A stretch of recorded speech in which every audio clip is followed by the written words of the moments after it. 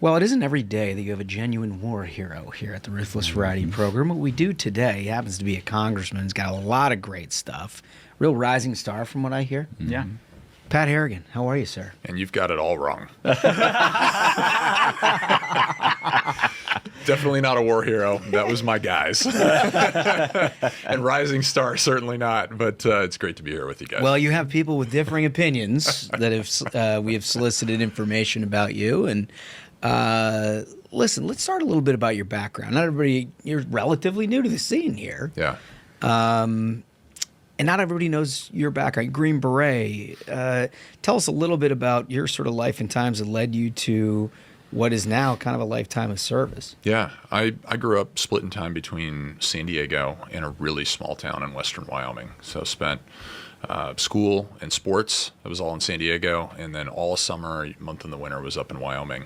And kind of got the best of both worlds growing up. Big city. Watched Reagan country descend into a liberal cesspool, and got like my values and character out of Wyoming, right? And didn't, my mom was Catholic, dad was Protestant, didn't really grow up with they kind of decided on nothing. Right. They're from that generation that those two didn't get along. Right. Yeah. And I found Christ when I was 17, Billy Graham Crusade. Oh, wow. I actually watched it on television. Really? Yes. Yeah. And that's one of those kids at a young age, you're like, wow, he actually has it put together. How does this work? And was just up doing a Northeast college tour with my folks and felt compelled. We were close to West Point. I was like, let's go check out West Point, and drove through those Was there gates. a family history, None. military service? Nope, just my grandpa, World War II. Yeah. So he was D-Day, Battle of the Bulge. Yeah. So you got to grow up listening to those stories, right? And he had, later in life, he had Alzheimer's. And, it was always really hit home with me when he could never remember what he had for breakfast, but man, he could remember June 6, 1944. Yeah, no just kidding. Just a play-by-play. No That's kidding. absolutely incredible. And then, so that had such an impact on his life, and I never forgot that. But driving through the gates of West Point, I felt compelled that that's where I needed to be. Yeah. I mean, look, we've had a lot of West Point folks on here. They tell a similar story. Not everybody goes through the process you did and were involved in everything you were as Green Beret, deployed. I mean, you saw some stuff. I imagine that tells you a lot about life, leadership, all the sort of characteristics that you're trying to bring into Washington, your decision-making and everything else. Yeah, that's exactly right. People hit on West Point because it's a free education. You learn real quick. As soon as that first bullet snaps right past your head, it is not free. That is not free. It comes at a cost, and a very significant cost, and it goes downhill from there, honestly. But yes, I learned at a very young age. I was 23 years old, got deployed to Afghanistan, took my infantry platoon at the time, because in the Army, you can't go directly into Special Forces like you can if you're in the Navy. You can go directly into the Navy SEALs, right?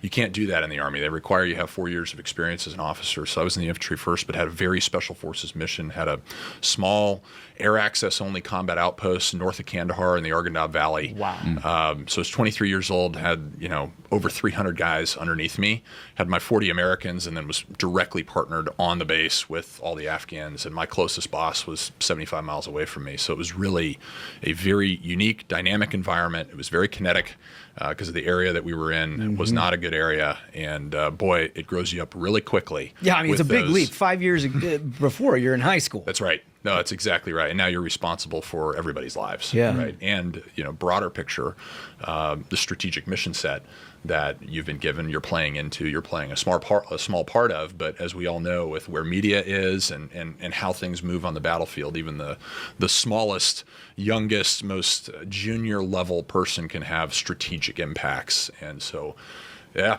it grows you up real quick. Yeah. You managed to figure out how to take care of your full team as best you can. I mean, tell us a little bit about the experience, because, look, everybody's got a little different version of their experience when they're deployed, but it seems like you've sort of taken pieces of all those various experiences and kind of like internalized them to your life and the way that you've pursued your post service. Yeah.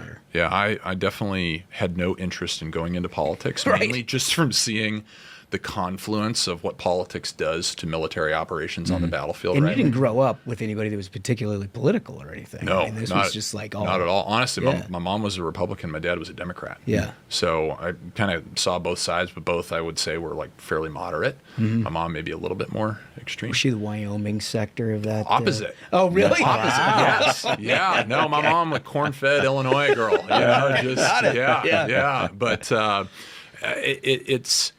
it's something that ultimately I didn't get interested in until the fall of Afghanistan. Okay. And I knew that with the So fall many of people, Afghanistan, so many of your colleagues tell us the same story. and it's not just about that it happened. It's not really about what it meant from a service perspective or a sacrifice perspective. What really genuinely frustrated me about it is I believed it condemned the world to conflict. And you know, when America fails to lead, the world burns. It is really that simple.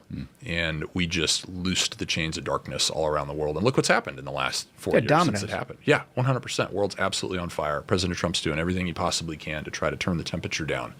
But man, what a lift. Yeah. It's a huge lift. You see that from a ground level. I imagine you have a certain unique appreciation and actual emotions associated with everything you'd been through, the people you'd seen lost on behalf of a mission that all of a sudden was sort of given away Yeah. at the end. Yeah. And is that your experience? Is that one of the feelings that you had? Without a doubt. I mean, I didn't sleep for 3 days. I mean, my wife will tell you, like, I was an absolute wreck. I just could not comprehend. And this is part of it too, right?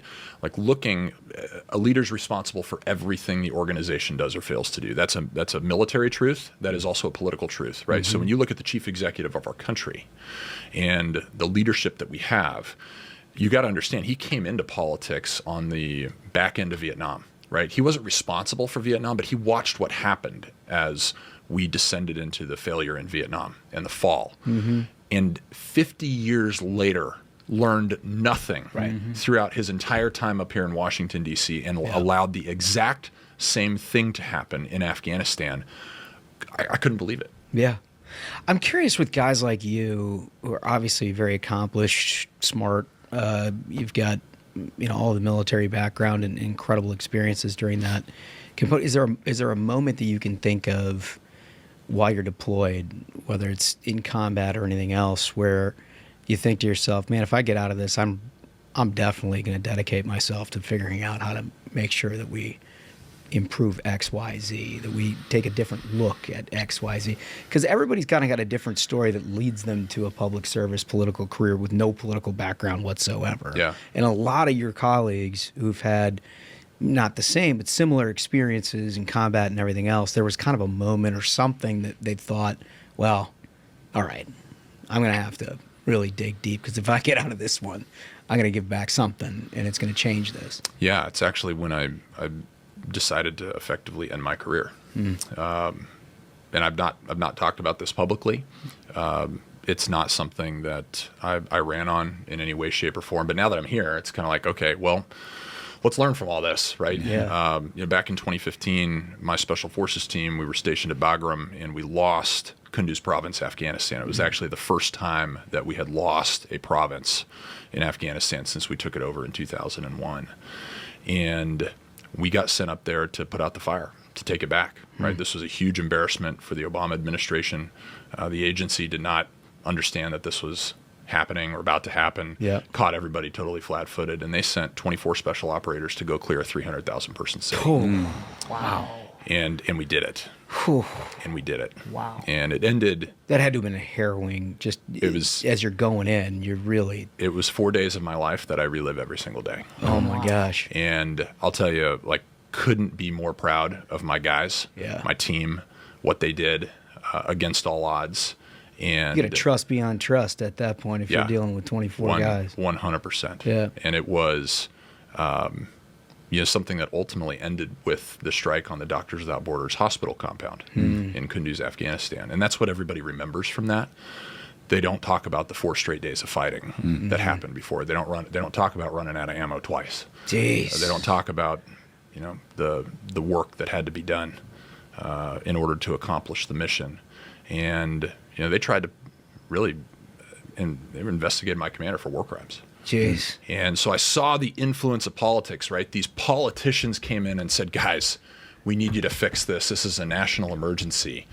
And they didn't give any input throughout the entire operation. And I asked for it every single day. I said, this is so hot. We're going to run headlong into national strategy here. Yeah. I need an answer on what our rules of engagement are because the existing ones don't work. You're the teeth of the enemy. They're not going to ask for your paperwork. Yes. Right? And they were quiet for 4 straight days. And so what they did is take the liability. They intentionally didn't make a decision so that they could come pin a bunch of medals on our chests. Or, as I said in some sworn statements that ended up getting published, they could sidestep the bailiff as the gavel dropped on the judge's bench. And that gives sucked. You some. That absolutely sucked. There was no support in the background and the back end. I hated the Obama administration for it. It's the reason that I left the military. And I actually said, I'm not doing politics ever. Yeah. I want nothing to do with it. I mean, I had a business I that can I had understand started on the side. that would be your initial reaction to all of it. Like, get me as far away from this shit as possible. Yes. And so to come back to your original question, was there that one moment that said, I need to go change this for the rest of my life? I will say that moment took me the opposite direction and made me go leave the military and find a hole and just work on my business, work on my family, and basically just push the government off as far as I possibly could away from my life. Yeah. And because it probably reminded you of the worst 4 days you ever had. yes. Right? Government in and of itself. Yes. Yeah. And that all stopped the day Afghanistan fell. Yeah. And I came completely right back into it the other way because I just realized I got 2 little girls at this point. Their names are Reagan and McKinley, really solid Republican names. Great. Really thoughtful names. So everybody out there too, our dog is named Truman, so we name our dogs after Democrats and our kids after Republicans. Fantastic. It's kind of a fun thing my wife and I have. That's fantastic. A little conservative bona fides there, right? Innately. And this all happened Bipartisan, before. look at the dogs. Yeah, that's right. I love it. That's great. Yeah. But we just realized, look, my wife and I stared at each other. We're like, our kids are not going to have the same opportunities in their lives that we had in ours if we actually don't go do something about this and get these failed leaders who have led us down the road to failed outcomes in this country and across the world out of Washington, D.C. Gotta get them gone. Man, I'm really glad you decided to do it because the perspective that you have is something that is not shared by the establishment in Washington, D.C. And until people like you step in and show leadership and actually change the shape of Washington, D.C., nothing's ever going to change. And That's so, right. very grateful that you decided to do it. You talked about the global reaction to the fall of Afghanistan. I mean, obviously your personal reaction, but you know that our international adversaries are trying to take advantage of us, sometimes in very apparent ways, sometimes in behind-the-scenes ways that nobody really notices until somebody like you raises the flag. And one of the things that I understand you're working on is this issue where a Chinese umbrella company is actually taking a big stake in GNC, where it's a place that everybody is getting their supplements and getting This their was all vitamins. news until you sort of brought it up. Yeah. To us. We all grew up with GNC and every Yeah, it was an mall American in company. America. Right, It was you an know, American company. Yeah. And nobody knew that all these GNC locations on military bases were controlled by the Chinese, and they are also accessing the data and collecting it for their own use. Well, or have the ability to, right? And that's the concern that we have, and that's what we wanted to investigate. Because at the end of the day, you got to understand, GNC was a wholly owned American company. Until 2018, they sold a 40% stake to a firm called Harrigan Pharmaceuticals. They're wholly owned by the Chinese Communist Party. And then GNC actually went bankrupt in 2020. And Harrigan bought the remaining 60% out of the bankruptcy process. So it took total control, 100% ownership of GNC. And that's how, GNC operates all over the country, right? But it operates 83 locations on our military installations across the country. But that's how you had a wholly owned American company become a company wholly owned by the Chinese Communist Party, operate 83 different retail locations inside the bases, right? So everybody up here in DC, I think we all know, has been very concerned with trying to figure out how do we curtail the influence of China and other adversarial nations from buying land around our military bases while simultaneously everybody is focused on that. Yeah, it's so funny. We're missing, they're on the base. They're actually on the base. And we got to stop that first, obviously. I mean, it's wild. It's kind of the next iteration of taking care of your guys. I mean, you come into contact with this, you understand that this has happened. Like, tell us where this is leading. Like, I know you're investigating all of this and look, I think you got to look at the bigger picture strategically, right? We've never been as weak as we are right now for such a long period of time, since long before World War II. And so the world is changing. Our adversaries know that they can fight us because we've been so weak for so long. I like to say, look, if you want to fight, be weak. We've been weak for a long, long time. Yeah. And basically broadcasting that we're weak. 100%. Yeah. And we've got to understand that our adversaries are taking advantage of this, particularly China. China is the most capable and significant adversary that we have ever had in this nation's history. And far surpasses any of the capabilities that we've saw in World War I, World War II with our adversaries, and their ability, their desire to have a pernicious impact on every single piece of our societal fabric cannot be understated. And when you look at how many trillions of dollars worth of intellectual property they have stolen from this country. And whether it's from our universities, our research universities, there's a difference there. Whether it's from our national laboratories, whether it's just commercial theft, just straight theft, industry theft, right? Or it's IP. direct military theft, right? From hacking or other types of theft. I mean, we've got to understand this is trillions upon trillions upon trillions of dollars. And they are then using it to copy our technologies and use it against us. That doesn't work. And so we have to isolate our greatest adversary. Meanwhile, understanding that we're in a paradigm of we're trading with them, we're going to continue trading them with them. I mean, we basically did full and open trade with Nazi Germany until 1943, a couple of years after the war started, right? People don't realize that we can have a positive relationship while having a very negative relationship with an adversary in real time. And that's where we are with China. I'm just trying to get people to understand that. Yeah, because it's complex. It's extremely complex. Everybody acts like a parallel economy is just sort of the goal. It can't be. No. It's not realistic. That's right. What is realistic is understanding what it is that they're trying to do in the broad scheme of things. Yes. And then taking action domestically to ensure that you're protecting yourself. Right. And in combination with that, right, like we don't want to fight wars we don't need to be fighting. So the best way to win this future conflict is to actually not fight it. Yeah. It's to properly deter it. And the way you do that is through strength. And we have to understand, like I'm trying to set and educate my colleagues here in Congress that we need to set the conditions for us to properly deter that conflict. That doesn't happen unless we start winning the economics of conflict. If you look back all the way to World War II, right, we're super proud of our military. Everything that we stand for, we have great pride in all of these incredible technologically advanced assets that we have. We also have to step back and realize we have not won a conflict since World War II except for Desert Storm. And we have to ask the question, why?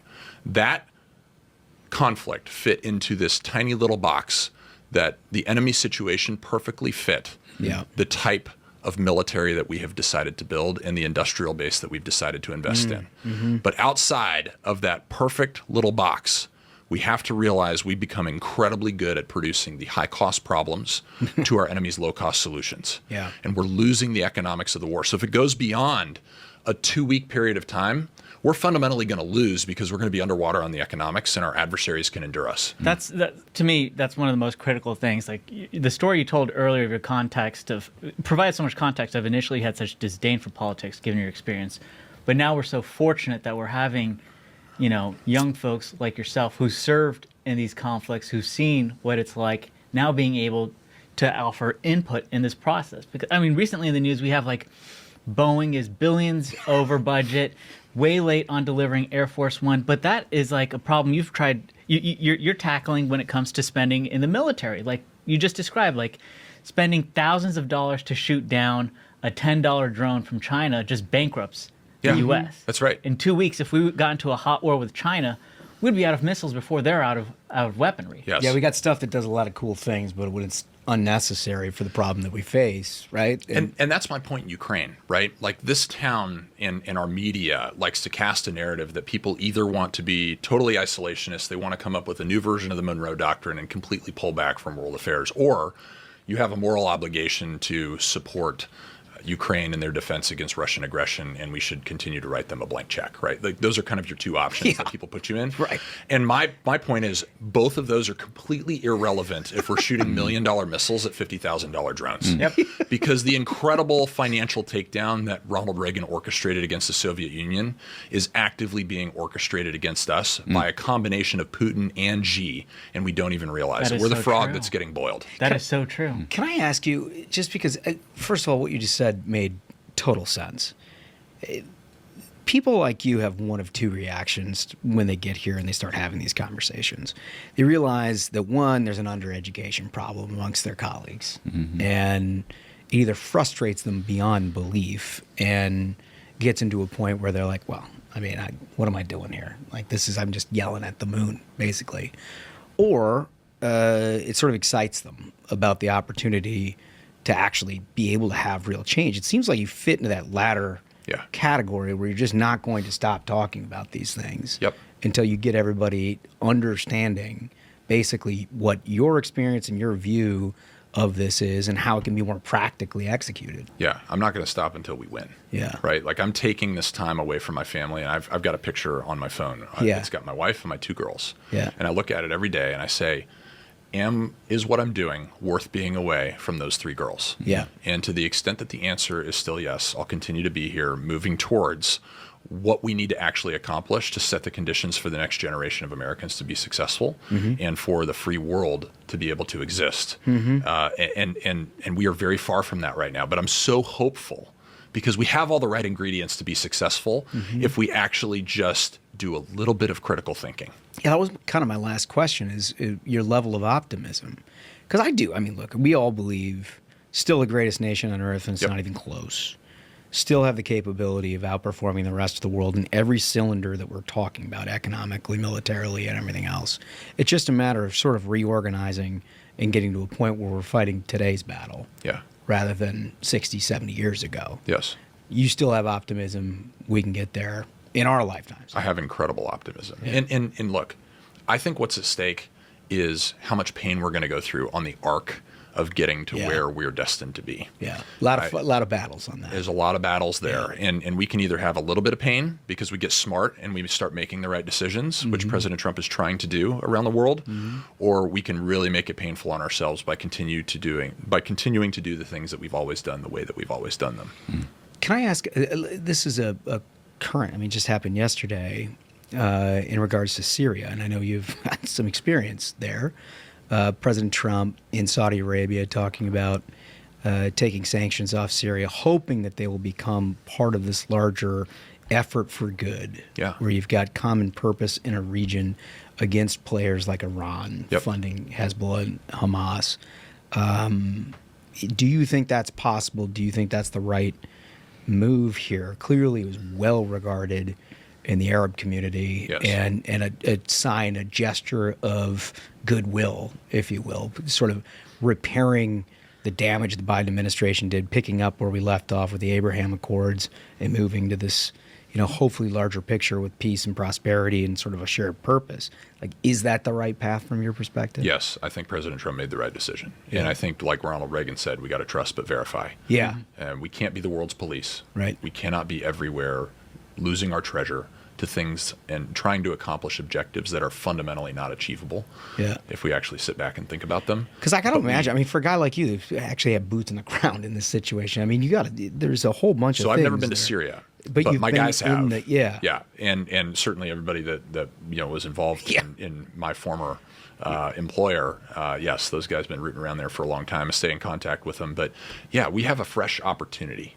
And I think that we have to allow enough leash for good things to potentially happen, for the flowers to bloom a little bit, but we've got to keep an eye on it. Right, because and look, this is across the Middle East. Like our biggest concern, our biggest strategic objective there is to make sure that whoever's in power, whatever people are running around there, they are not training and exporting terrorism that will ultimately affect us on our shores.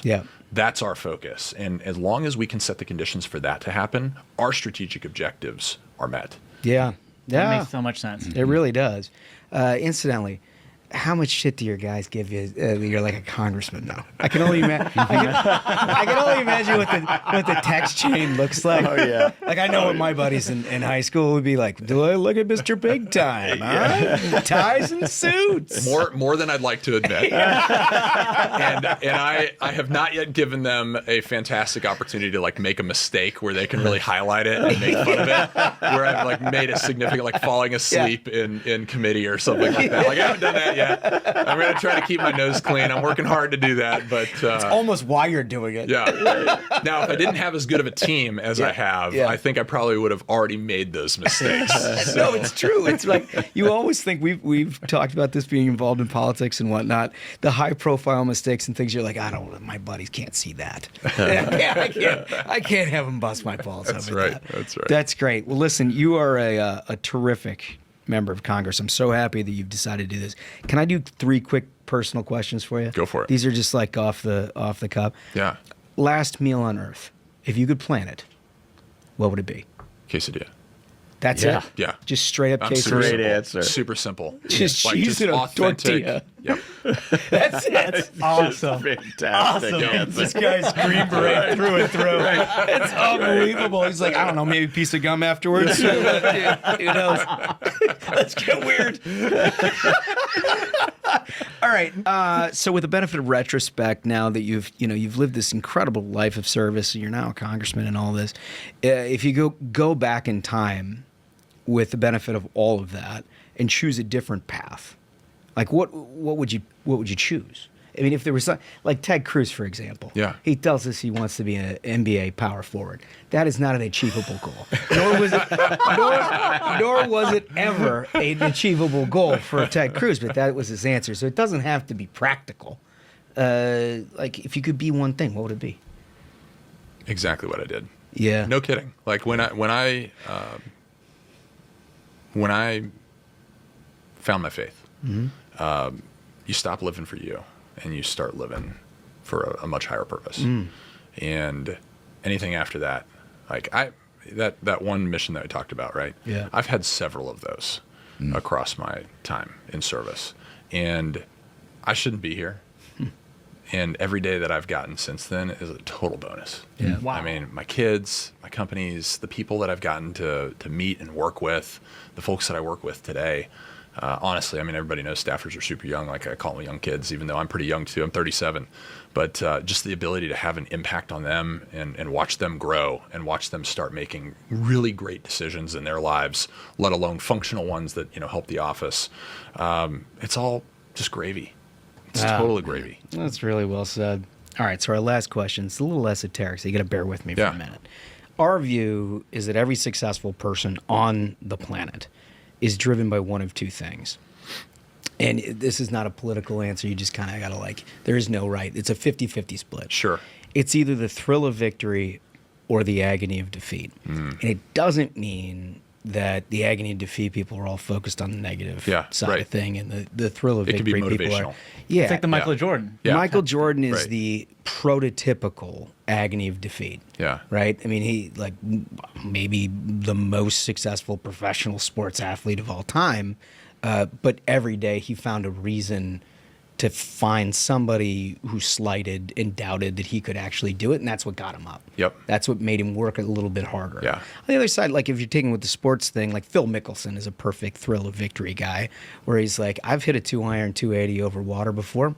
I think I can probably do that again. Right. He's like, yeah, I can do it. And you're like, that's a really dumb play. Yeah. But he's like, well, I've done it before. I could probably do it again. You know what I mean? So it's a mentality that you take as you approach your life and the challenges before you. Where do you think you find yourself on that spectrum? I don't think I've ever been driven by fear, so I'd have to say it's the thrill of victory. Yeah. It's It really a 50-50 split. I Yeah. swear to God. And some of the people, without meeting Pat, you came in here, I would have been like, he's going to be an agony guy. And then you listen to him talk for 15 minutes, and you're like, no, he's definitely a thrill guy. Yeah. Yeah, Douglas MacArthur said there is no substitute for victory. Yeah. And I think that there's a lot of truth in life to that. It's true, although I think Douglas MacArthur, I think he was an agony guy. You're probably right. You are actually probably right. Anyway, That's thank you great. so much for joining us. This has been an absolute pleasure. Keep us updated on what you're working on. It's really important stuff. Definitely. Thank you, guys. Thanks, Pat. Yeah, great Thanks to so be much. with y'all. Totally. Man, he is so great. And the thing that everybody didn't get to hear was the back and forth between him and our own American hero, Lee Wolf, Oh, yeah. who was in Afghanistan, and they were shaking hands and talking about what happened over there. And Lee said, "Semper Fi, buddy," because, you know, Lee is a Marine Corps man. And Harrigan was like, "Oh, I didn't know. I'll bring crayons next time." So it's just a like ball buster. It's just it was a great moment that I figured everybody needed. Yeah. to No, hear you about. do, you do need to know that because, look, this guy, you look at him, he sits here, he emotionally recounts his stuff. And, like, you know, if you're cynical people like we are, imagine many of you are, you're like, this seems a little perfect. Here's this big, handsome guy with an incredible record of service, like an absolute hero, unquestionably, who's in Congress and doing all that. Like, what else do we got here? But then you find out he's a ball buster to boot. He's a regular dude. Yeah. Look out. Yeah. I mean, this guy's on the radar. North Carolina is sending our best. I mean, Yeah, you this got guy, something to keep brag an about eye on here. him. He's going to be a star. You got something to brag about, no question. Remember our question of the day. It was